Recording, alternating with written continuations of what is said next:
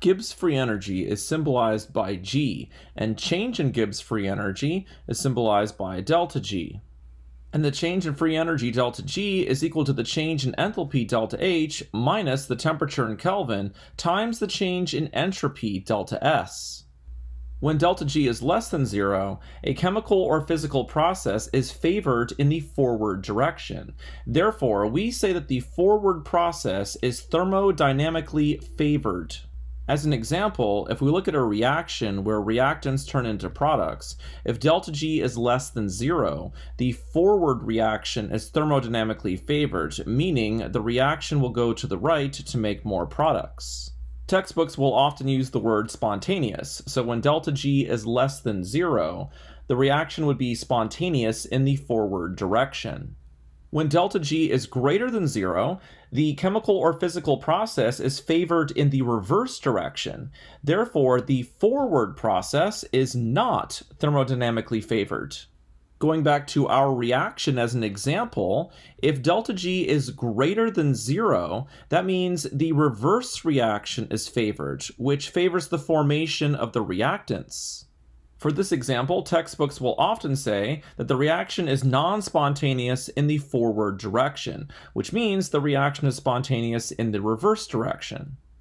And when delta G is equal to 0, the chemical or physical process is at equilibrium.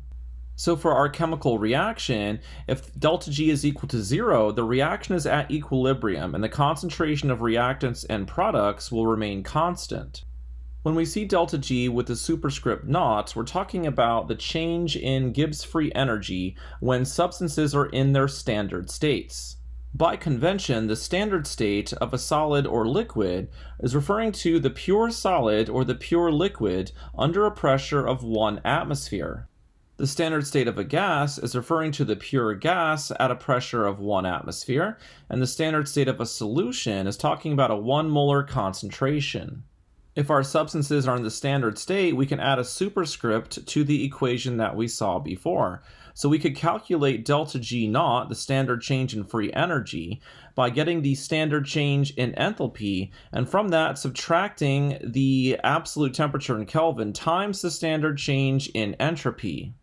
When the substances are in their standard states, delta G naught is equal to delta G. Therefore, we can say that if delta G naught is less than 0, if we're talking about a reaction, the reaction is thermodynamically favored in the forward direction. And if delta G naught is greater than 0, we could say the reaction is not thermodynamically favored in the forward direction.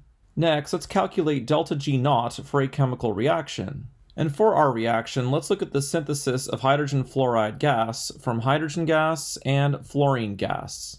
Our goal is to calculate delta G naught for this reaction at 25 degrees Celsius. Delta H naught for this reaction at 25 degrees Celsius is equal to negative 537.2 kilojoules per mole of reaction. And delta S naught for this reaction at 25 degrees Celsius is equal to 13.7 joules per Kelvin mole of reaction. The next step is to plug everything into our equation. So to calculate delta G naught of reaction, we need to plug in delta H naught of reaction, delta S naught of reaction, and also the temperature in Kelvin.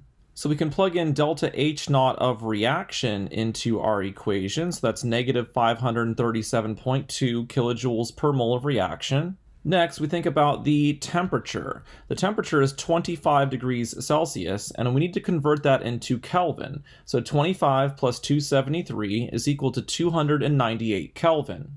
Next, we think about delta S naught, and here we have to be careful with units because delta H naught was in kilojoules and delta S naught was given to us in joules. So one approach is to convert delta S naught into kilojoules per Kelvin mole of reaction. So we could divide this number by 1000, or we could move the decimal place 3 to the left.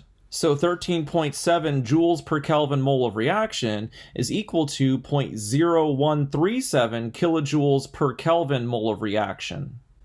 Looking at our units, Kelvin will cancel out, and that gives us kilojoules per mole of reaction. So when we do the math, delta G naught for this reaction is equal to negative 541.3 kilojoules per mole of reaction. Since delta G naught for this reaction is negative, that means the forward reaction is thermodynamically favored, so we can think about the reactants coming together to make the products. And since we calculated delta G naught, the reactants and products are in their standard states. So what our calculation means is if we had a mixture of hydrogen gas, fluorine gas, and hydrogen fluoride gas, and we're at a temperature of 25 degrees Celsius, and each gas had a partial pressure of 1 atmosphere, the forward reaction is thermodynamically favored, which means the hydrogen gas and fluorine gas would come together to make more hydrogen fluoride.